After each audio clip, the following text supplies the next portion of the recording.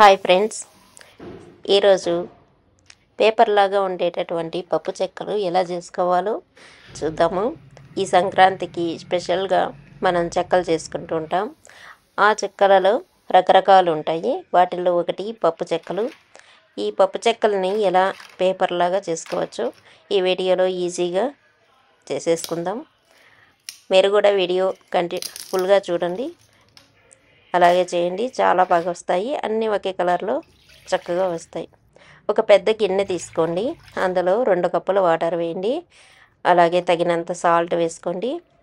ఒక full spoon కారం, 1 spoon జీలకర్ర, 1 గుప్పెడు కరివేపాకు కట్ చేసి వేసుకోండి.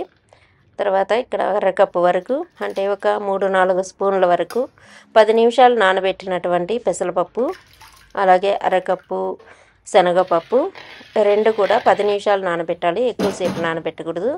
ఇవన్నీ వాటర్లో వేసేసుకొని ఒక 3-4 స్పూన్ల వరకు ఆయిల్ వేసుకొని బాగా వేడి చేసుకోవాలి వాటర్ని. వాటరు ఎక్కువ మరగాల్సిన అవసరం లేదు, బాగా వేడైతే సరిపోతుంది. నేను వీడియోలో కనిపించడం అర్థం కాదు కాబట్టి మరిగే వరకు చూపిస్తున్నాను. బాగా వేడెక్కితే సరిపోతుంది, ఎందుకంటే పప్పు మెత్తగా అయిపోతుంది మరిగినట్లయితే. ఇలా మరగడం స్టార్ట్ అయినప్పుడు మనం స్టవ్ ఆఫ్ చేసేసుకోవాలి. పక్కన పెట్టేసుకొని ఇందులో ఒక ఫుల్ కప్పు పైన వరకు తీసుకొని, సేమ్ ఏ కప్పు అయితే వాటర్ వాడినామో ఆ కప్పుతోని ఫుల్గా బియ్యపిండి తీసుకోవాలి. ఇది మామూలుగా మరపట్టించినటువంటి బియ్యపిండి. మనం షాపులో కొనుక్కోవచ్చు, బియ్యపిండినైనా వాడుకోవచ్చు ఈ రెసిపీ కోసం. ఇది కొంచెం కొంచెం వేసుకుంటూ కలుపుకోవాలి. ఒకవేళ మీకు ఇంకా పడుతుంది పిండి అనుకుంటే ఇంకొంచెం పిండి కూడా యాడ్ చేసుకోవచ్చు. దీనిని బాగా కలుపుకోవాలి. ఈ వేడైనటువంటి వాటర్లో ఈ పిండి మొత్తం కలిసిపోయేలాగా బాగా కలుపుకోవాలి. ఇలా కలుపుకున్నప్పుడు మనం ఆయిల్ వేసాం కాబట్టి ఎక్కడ కూడా కట్ అవ్వకుండా మనకు చెక్కలు అనేవి చక్కగా వస్తాయి, ఒకదానికొకటి అంటుకోకుండా కాలుతాయి.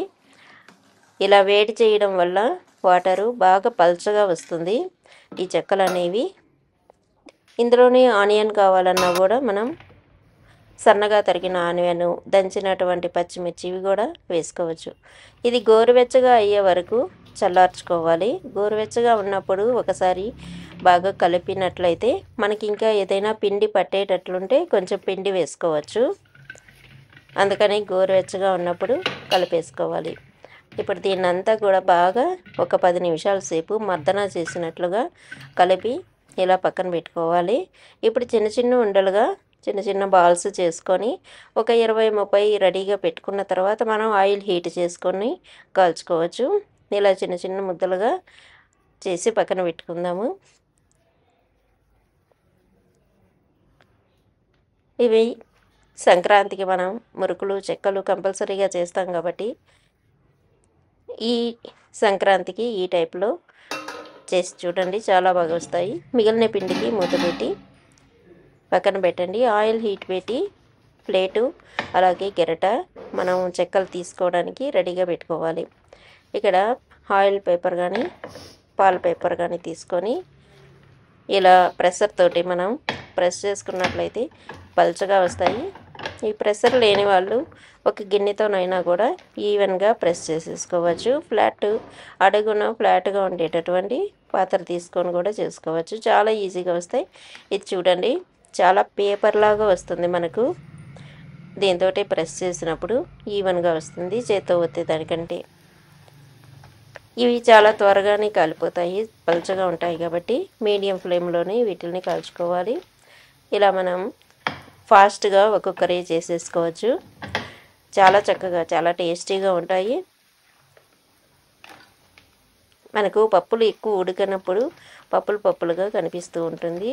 ఈ చెక్కల మధ్యలో మనం వేసినటువంటి పెసరపప్పు కానీ శనగపప్పు కానీ డైరెక్ట్గా మనం తీసి ఆయిల్లో అలాగే వేసేసేయచ్చు. ఒక 7-8 వరకు వేసుకొని పెద్ద బాణలు పెట్టుకొని ఆయిల్ వేసుకొని 7-8 కానీ బాణల సైజుని బట్టి 10-15 కూడా వేసుకొని ఒకేసారి కాల్చేసుకోవచ్చు. చాలా ఫాస్ట్గా నొక్కేసేయచ్చు దీనితోటి అయితే. మనకు ఒక ప్రెషర్ ఉన్నట్లయితే మా రకరకాల వంటలకి యూస్ అవుతుంది ఇది. చాలా ఫాస్ట్గా కూడా చేసేసుకోవచ్చు. చాలా ఈజీగా వచ్చేస్తుంది. మనకు చేతుల నొప్పులు లేకుండా అన్ని ఈవెన్ సైజులో మనం చేసుకునే బాల్ సైజుని బట్టి ఇవి మనకు పల్చగా వస్తాయి. ఇలా ఈజీగా వత్తేసుకోవడమే.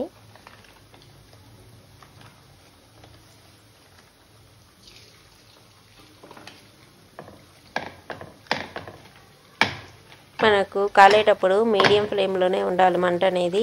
ఒకసారి ఆయిల్ హీట్ అయిన తర్వాత కాల్చుకోవడం స్టార్ట్ చేయాలి. తర్వాత మీడియం ఫ్లేమ్లోనే వీటిని బాగా కాల్చుకోవాలి. ఒకే కలర్లో కాలుతాయి ఎన్ని వేసినా కూడా. ముందు వేసింది ఎక్కువగా కాలడం, లాస్ట్లో వేసింది తక్కువ కాలడం అంటూ ఉండదు. అన్నీ కూడా ఈవెన్గా కాలుతాయి, ఒకే కలర్లో వస్తాయి. మంట చూసుకుంటూ పెట్టుకోవాలి. మీడియం ఫ్లేమ్లో పెట్టేసినట్లయితే అన్నీ కూడా మనకు అయిపోయే వరకు, పిండి కంప్లీట్గా అయిపోయే వరకు మనం అదే హీట్లో మెయింటైన్ చేసుకోవచ్చు. ఇలా ఒకటి పైకి వచ్చిన తర్వాత ఇంకొకటి వేసుకోవాలి. కింద ఉన్నప్పుడు ఆయిల్ లోపల ఉన్నప్పుడే వేసినట్లయితే అతుక్కుంటాయి ఒకదానికొకటి. ఆల్రెడీ పిండిలో ఆయిల్ వేసాం కాబట్టి అంత మ్యాక్సిమం అతుక్కోకుండానే వస్తాయి. కానీ ఒకటి పైకి వచ్చిన తర్వాతనే ఇంకొకటి వేసినట్లయితే అవి ఈజీగా అతుక్కోకుండా ఒకదానికొకటి వస్తాయి. ఇలా మనం 1-2 సార్లు టర్న్ చేసుకొని కాల్చుకోవాలి. అవి కాలే లోపల ఇంకొన్ని బాల్స్ చేసి పక్కన పెట్టుకున్నట్లయితే మనకు ఈజీగా లేట్ లేకుండా ఫాస్ట్గా అయిపోతూ ఉంటాయి. ఇలా కొన్ని బాల్స్ చేసుకొని మిగతా పిండికి మూత పెట్టి తడి అరిపోకుండా పెట్టుకుంటూ ఉండాలి. పిండి డ్రై అయితే మనకు పగుళ్ళు అనేవి వస్తాయి.